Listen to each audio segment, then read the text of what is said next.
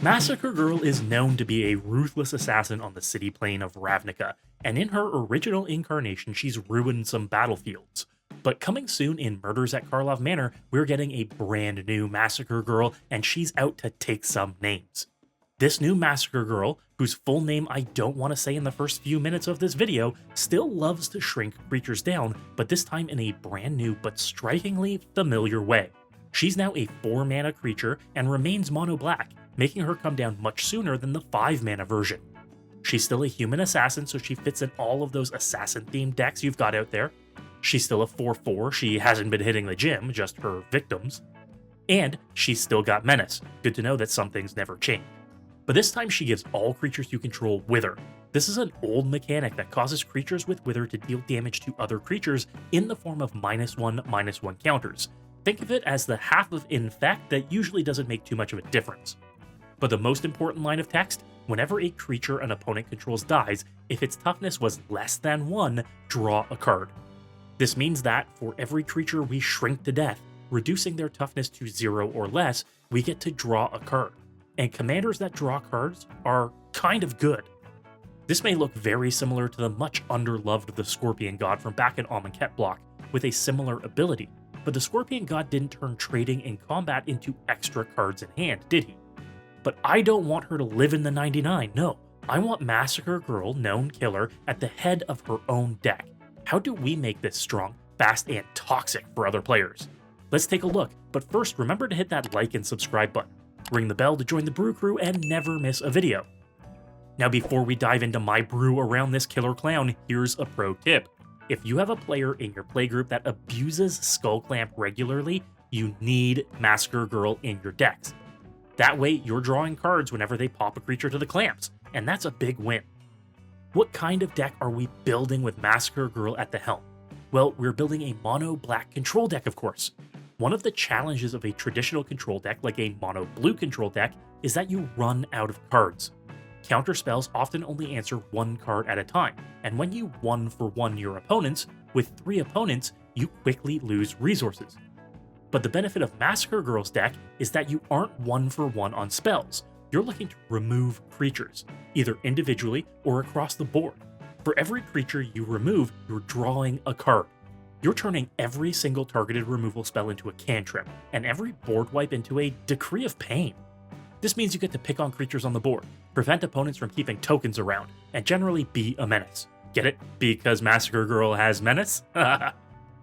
This means that, unsurprisingly, the core of the deck is built around removal that reduces the toughness of creatures. We want it on spells like Defile, Tragic Slip, and Black Sun's Twilight. This lets us hit creatures and replace cards, so we're net 0 when it comes to card advantage for removing problems.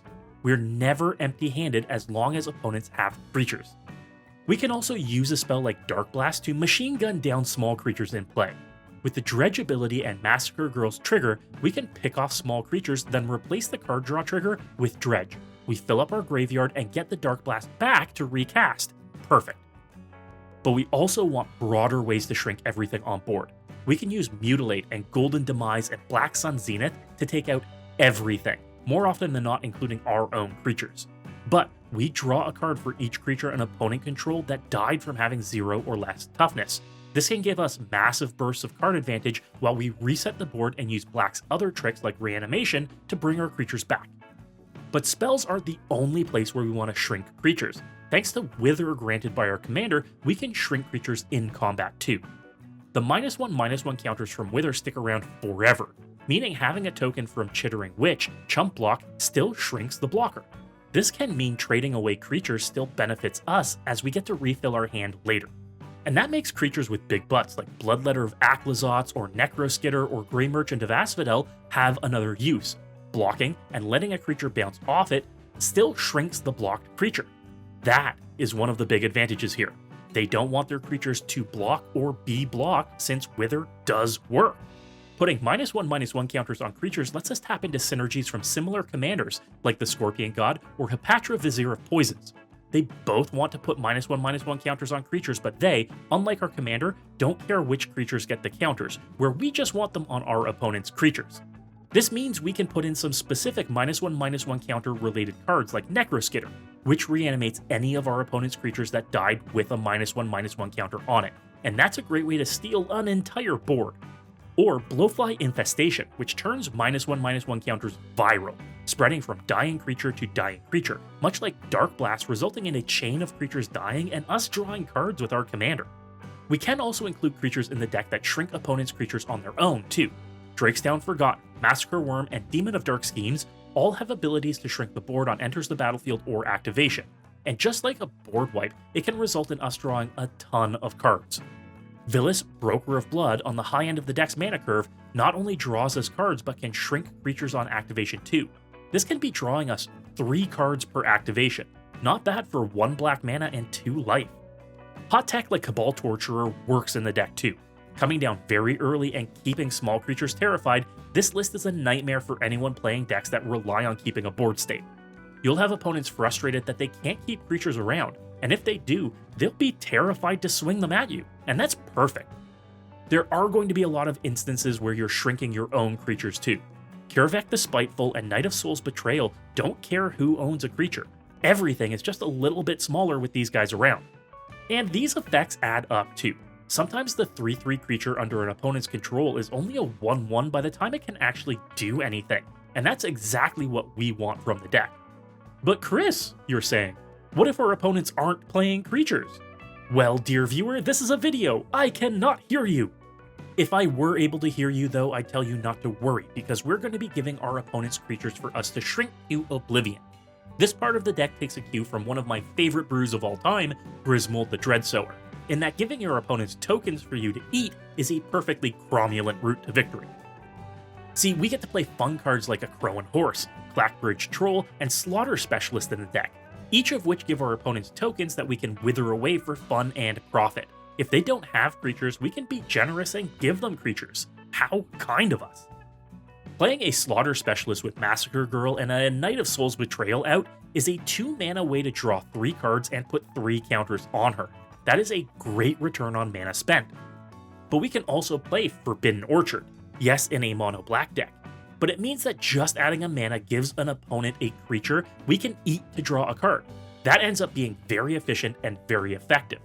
I also put one of my favorites, Genesis Chamber, in the list. This means that whenever an opponent plays a creature, they get a bonus creature that we can eat, and it's just a 1/1, so it makes it quick and easy for us to get rid of it and draw a card. While we haven't gone full aristocrats with some of the pieces in the deck, we do want some benefit from creatures dying. The Meathook Massacre is technically an aristocrat piece, but is also a very effective mass shrink board wipe that's an auto-include in this deck, if only because it's exactly the kind of thing Massacre Girl is known for. Sangromancer helps us reset our life total as creatures die as well. 3 life per creature is actually huge, and if we wipe away the board with it out, we can be gaining 30 or more life while drawing a massive amount of cards. Morbid Opportunist is just another way to help us refill our hand as we take creatures out each turn. He's taking the opportunity to pick the pockets of all of our commander's victims. And equipment like Blade of the Blood Chief and Tyrian Soul Cleaver can all ensure that Massacre Girl gets bigger and bigger as creatures continue to die around her. Of mysterious circumstances, of course. One of the sweetest pieces of tech in the deck, though, is Gaze of Pain. This is an old common from Ice Age. It says, until end of turn, whenever a creature you control attacks and isn't blocked, you may choose to have it deal damage equal to its power to a target creature instead. What this means is, thanks to the Wither granted by Massacre Girl, your unblocked creatures can throw a whack of -1/-1 counters around to take out big creatures, solve problems on the board, and continue to draw cards. Think of it like a big fight spell from Black, where your creatures can harmlessly attack one player, then take out creatures of another. In some situations, you may have a player let you attack them knowing they won't take the damage. It's a strong political play that can be a key removal spell and card draw. Now, the eagle-eyed of you may have noticed I've not talked about one of Black's biggest strengths, tutors. This is intentional because in this draft I've left out Demonic Tutor, Diabolic Intent, Beseech the Mirror, and other very good possible inclusions from Black's repertoire. And that's because introducing further consistency to an already oppressive deck can take it from good to unfun. If that's your vibe, if you want to absolutely torture your opponents, then go for it. You can drop some of the smaller shrink effects like Gruesome Realization and Bloodline Culling and Plague Engineer in favor of these tutors that let you grab board wipes or combo pieces instead. Furthermore, it's entirely possible to put Mausoleum Secrets and Wishclaw Talisman in as well, removing one-off card draw effects like Bitter Triumph or Body Count in favor of tutoring up the card you're looking for introduces a level of crushing consistency your opponents will absolutely despise. Being that this is a control deck, you'll likely have your opponents frustrated they aren't able to keep anything on the board anyway, but that's their fault, not yours. This is a strong mono black deck that's toxic to your opponents and will get you giggling with sadistic glee. Massacre Girl approved. If you want to pre-order any cards from Murders at Karlov Manor, head over to my sponsor, Face to Face Games. They've got the largest selection of singles and sealed product ready for your release day. Use my promo code MECHANIC to save 5% on your entire order right now. And you can check out the full deck list at my sponsor, Moxfield. Moxfield is the best deck building platform in the world and makes it easier than ever to search, build, and test decks. Use the link in my description to check out all of my brews and follow me while you're there. While you're here, be sure to watch these other fun videos on the channel, and if you were inspired to brew today, then you have to hit that subscribe button. As always, folks, good luck and have fun.